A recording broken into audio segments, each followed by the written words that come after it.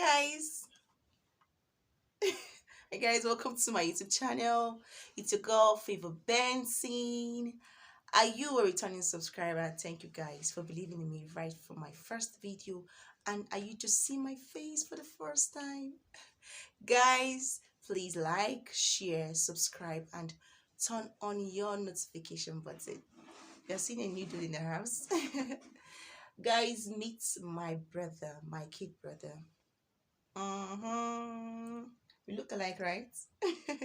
My kid brother. Today we're going to be having a sibling tag. Okay, today makes it 1 year that something remarkable happened in his life. And he's here to share with us to the goodness of God what God has done for him and how he overcame. He was kidnapped 1 year ago, exactly 1 year today, 11th of March. And it was terrible. It was a very terrible incident.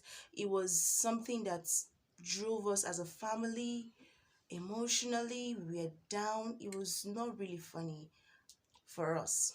So I'm going to be asking him some questions. He's going to be introducing himself. He has a very, very serious look.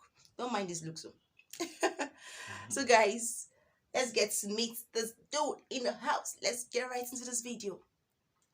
Shall we? Hello, people.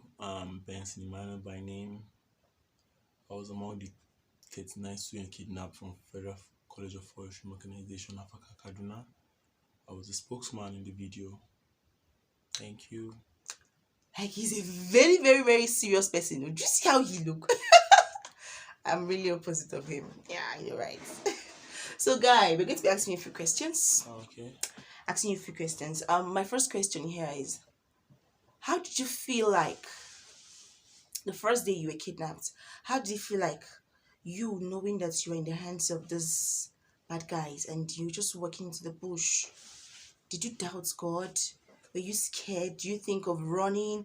What was the thoughts that was going through your mind at that moment? How did you feel? Yeah, thank you for the question. Um, Actually, it was very, very difficult stage of life. Could imagine. I was actually thinking that that was a dream. That was actually what was going through. I was like, what's going on? Is this really real? Like, I was like, something should wake me up. Something should wake me. I think it's a dream.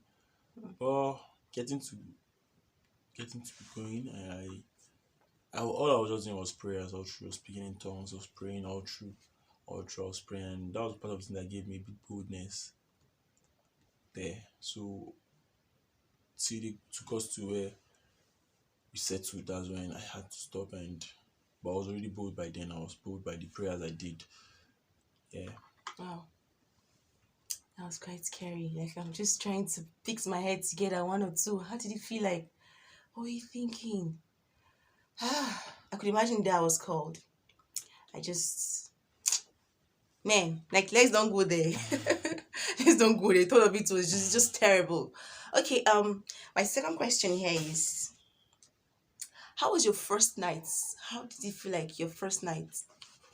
My first night, I think that was the night they were bringing us to come. They were moving us. So that night, I was actually not sleeping. I was actually walking because all through the night, I think up to stayed on the way for up to like 3, 4 till we got to the destination. So my first night was really more of You mean me being 3, on the way. 4 a.m.? Yeah, 3, 4 a.m. And what time were you guys kidnapped exactly? Around 10 to 11. You could imagine. Yeah, all through we were walking. So the first night you guys settled into your, should I call it a camp? No, please, a dungeon. How did you guys feel? Did you feel relaxed? No, definitely you can't feel relaxed. Why am I even asking that? How did you feel like, I don't know. It was terrible, terrible. We're thinking of, okay, are we going to survive? Who's going to die? What are they going to pick? What is going on? We don't even know what was going on. We don't know what was going on. So I really had a very, very bad thought about everything. From the onset, when I was in my hostel, I was lying down. Wow, the way this guy is just stay hearing some kind of sounds I don't understand. So I stood up. I know it wasn't normal sound because even our security guards, they don't just barge in like that or make such kind of noises like that. So I then thought of, okay, I should hid under my table. I did that. When I hid under the table, lo and behold, they still came. They just flashed the light and they found me and they were like hitting me. Get out. So that's why I left the table. They pushed me, used stick and Hmm. the edge of the guns to hit me just for me to move. So brought us out and we lie down all on the ground. So that was how it all went that day. Wow. Yeah, Terrible moment, man. yeah, so yeah. Guys, were you thinking? What was going through your mind? What was going through your mind? Were you thinking, oh, I should just run, I should escape? Because, okay, the first day they told me, they called me on phone and they were like, because I was the first person that was called in my family. I was called and I'm like, I know you're a very strong lady. The hyping was too much. Like it was the hyping was much, and they're like, your brother have been kidnapped. Or like, it's not possible. Ima is very smart. Ima is an athlete. He cannot even like.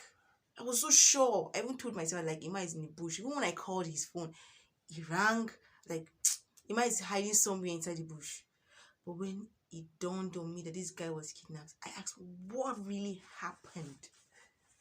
And so now, how did you feel? Like, what was going through your mind? Did you feel like, oh my God don't forsake me? Oh. Why could be saying I made this thing happen too? Like, why should it be me? Question is, why not you? All right, thank you.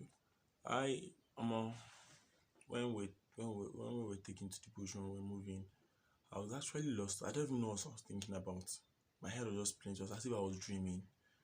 Was I dreaming? Was it was like she just tapped me up from sleep or what? But I just know I was just speaking in tongues, and that was how I really don't have any specific thoughts coming on through my head. I just know that I was just confused, but I was just praying. I kept praying, and that was what I was just doing all through. Wow. Yeah, I know you guys trekked for so many hours. I yeah. know you trekked quite a distance to where you guys camped. I hate using that word camped because camp feel like okay, it's a better word, but it's nothing is not camp now. NYSC camp. How did you Kai? I did not know I was going to be this brave talking about this topic. So excited and so lively. How did your first night after walking a very long distance, how did your first night right in where you guys stayed all through the 2 months? How did it feel like? How did you guys what does it feel like in that place? I know Uh, you guys think there's no bed definitely, so yeah. please give us a All gist. right. First of all, I was taken without clothes. I guess I was just putting on boxers here from my hostel. So moving on to my first night, it should be it's very very terrible. It's not something I could actually say it was something I enjoyed or something. It wasn't nice at all, Definitely. at all, because I was so cold that night. Oh god. I was not able to sleep. I was without shirts, just the boxers. I lie down on the ground without anything tarpaulin or anything on the floor. So the thing it wasn't just nice, but Let me tell I you a had to. brief story about this guy. This guy gets really irritated with just creepy things coming on his body. So when this particular incident happened, I was just bored. I was like, this guy is always irritated by the slightest of things that just creep on his body. How will he cope sleeping inside thick forest? Like, how did it happen? God was faithful. Hmm. God was really faithful. Guy, more you see things so. Hey God. My next question here is,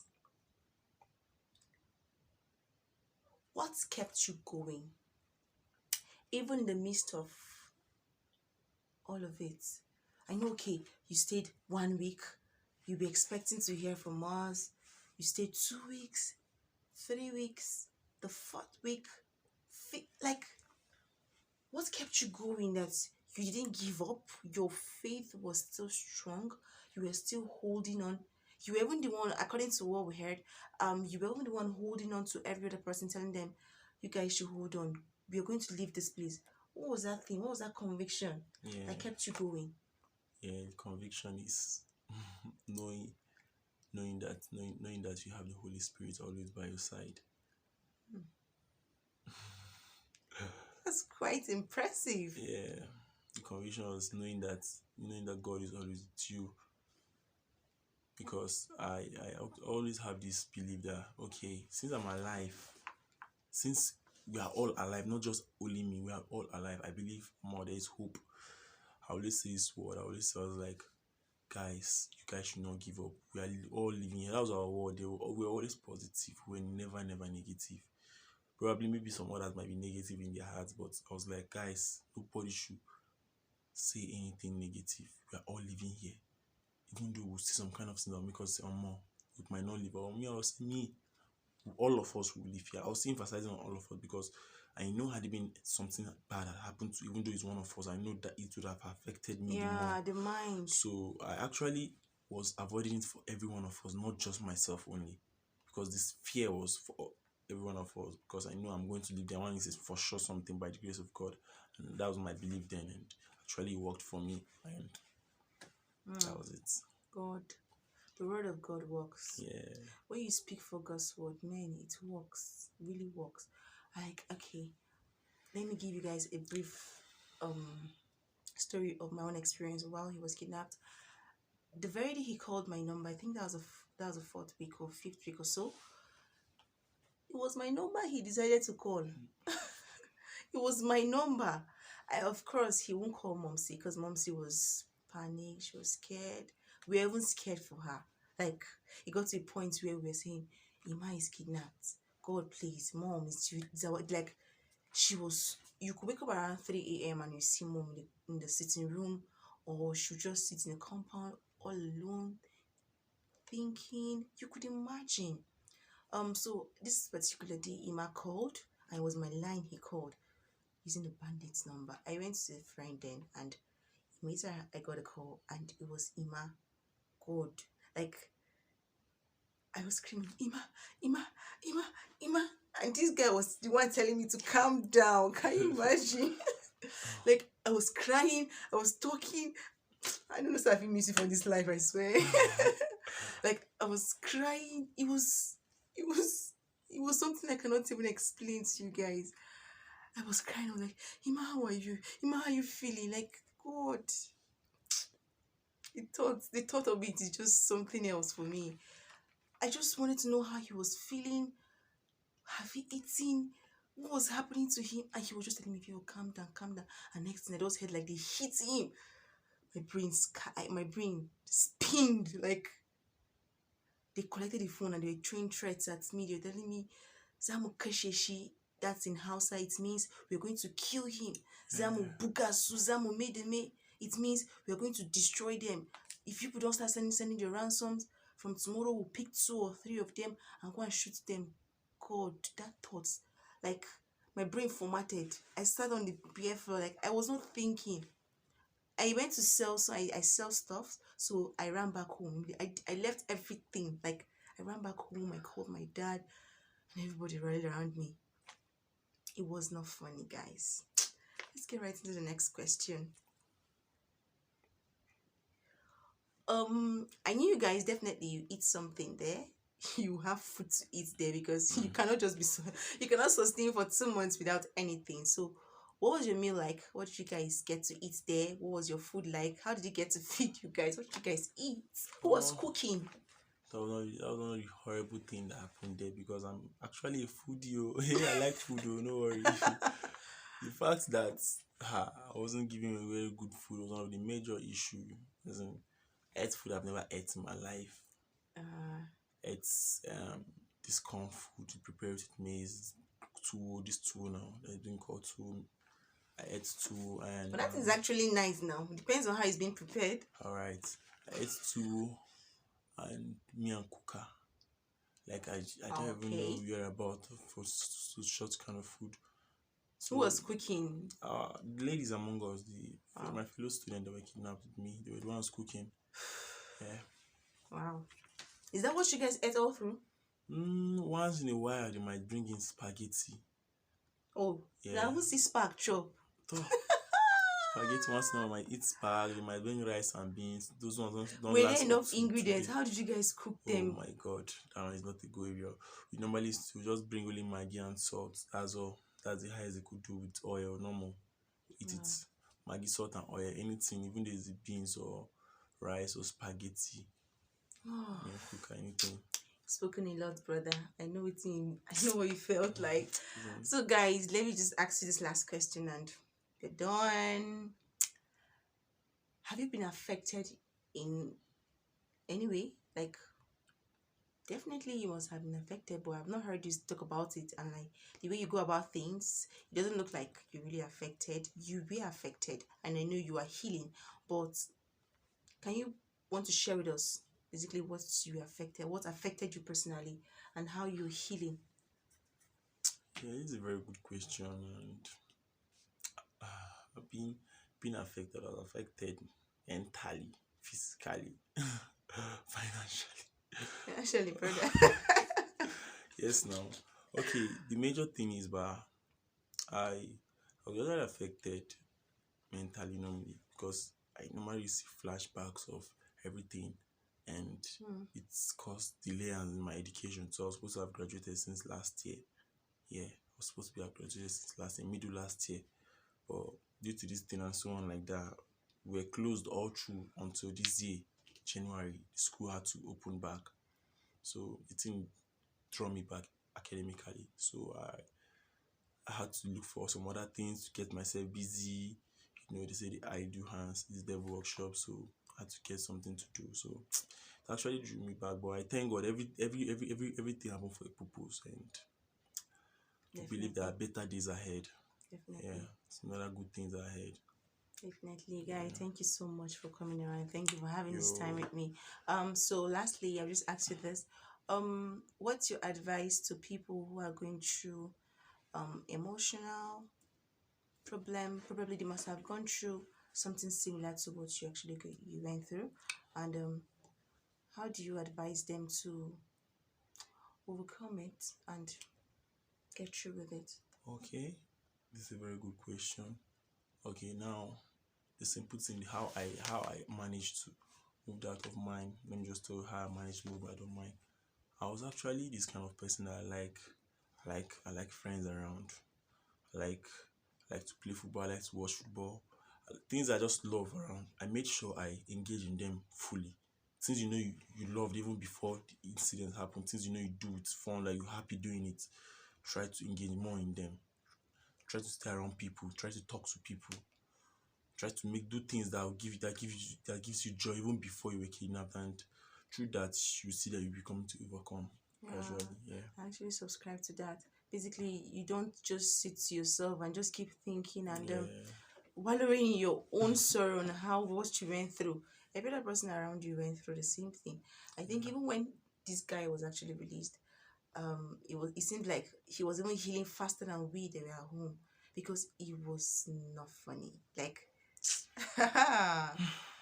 he was saying his thoughts was just how were we feeling, how were we thinking, what was going through our mind. That was what his thoughts were.